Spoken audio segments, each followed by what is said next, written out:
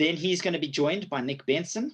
Nick is the founder of Rising Tribe, and he focuses his time on helping organizations find, nurture, and enable entrepreneurs, and building startups and new ways of working on the edge of existing companies to create a more inclusive economy. And Nick's MTP is turning disruption into advantage.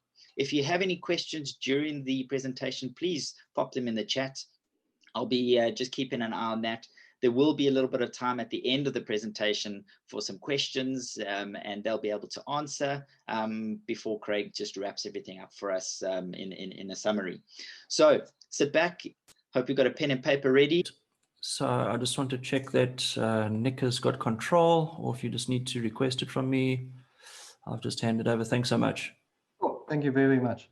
So what happens if I say that the majority of people who have purchased a product from your company have never spoken to you? They're actually majority of B2B purchases are done before they even have a connection with the vendor. Then we take into a concept that majority of people are losing trust in brands. They no longer trust the brands that they're working with. So how do we take these two major sort of the whole concepts and mental models and put it in to a process that we can actually work with? The traditional funnel approach, it doesn't account for all of these factors. It doesn't account for this linear process and progression. And it doesn't show the momentum of anything that you do.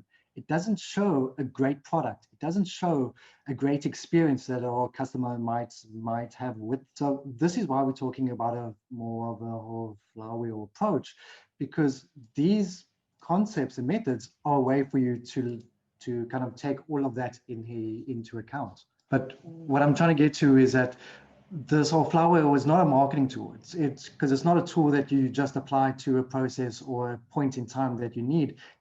Because it's a model. It's basically an approach that you need to take with your whole company. Now, when I say it's a model, I mean it doesn't get owned by marketing. It's not owned by branding or service or any of those one divisions. It's actually owned by a managing director. It's owned by a person who has more control over every point in that process.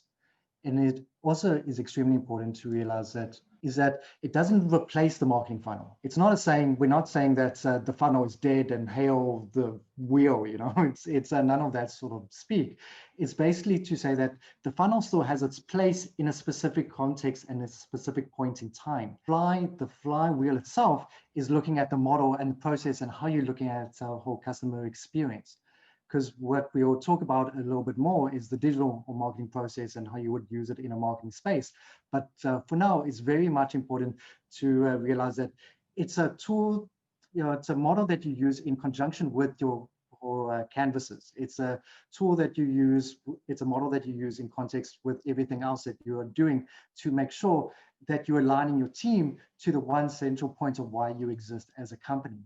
And the reason why you exist as a company is to make sure that you can actually produce a good service for your people. So if we had to take a look at the funnel to a flywheel, the funnel is kind of a way that you get as many people as you can on top, and you squeeze them until money pops out. I mean, I don't mean money, I mean your customer relationship is very important at the end. Versus a more of a holistic viewpoint to say that your customer is the center of it. So it's that sort of attraction that you got to use to say that attract, engage, and delight your customer, and that process that it takes. And that's a momentum. So like any wheel, there's forces at play here. There's a force and there's drag and there's friction at play. So being more mindful of what those are then helps you to craft a bigger experience and a bigger that whole service delivery that delights.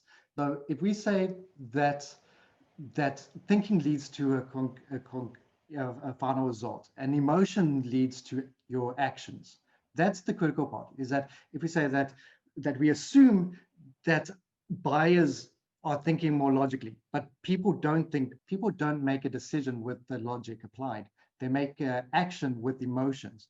So this whole flywheel itself then says, okay, cool, let's connect that action with an emotion, that changes the perception of what your customer views of your product, and they're looking at that whole picture.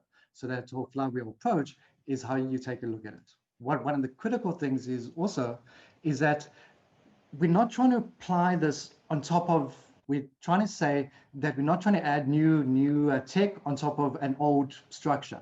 We're not trying to say that. We're saying relook at your whole experience, that whole service design, the way that you approach it.